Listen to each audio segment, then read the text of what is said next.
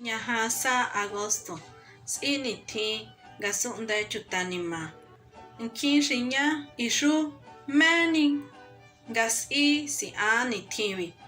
Tungami yara ngaña chutanima ñundusina kuikwayo ishu galliheshi tina xiña'a kajusitina pangusun kwan gallihe chuta. Hekwini ti kis'ena tuxi gallihe chuta katas ehira katas eñuju enahi hi chutanima mini yuhihi ga'ñutinahi kuitu yakunhi kui inyisehi tsu'i ngami gahñu kwanahi nangi chutanima jinani gahgu tinahi nkiskuya tinahi ximaichi kanahñu kas'inahi erexkaxki nkitsujmi xi'yahi kuikwa tsatina ganangi chutanima kitsi. 9 de agosto, Día Internacional de los Pueblos Indígenas. Muchos de nosotros nos preguntamos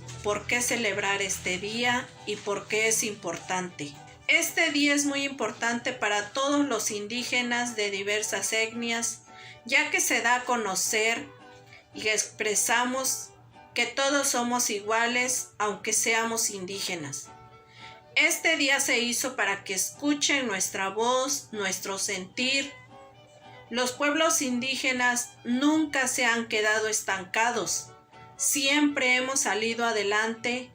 Buscamos diversas oportunidades para salir a pesar de tantas injusticias. Los pueblos indígenas sobresalimos por las riquezas culturales, gastronómicas, naturales y saberes medicinales. La tierra es la mejor área de trabajo para los campesinos, donde siembran y cosechan. Es por eso que pertenecer y nacer en una comunidad indígena y dominar su lengua es el mayor orgullo.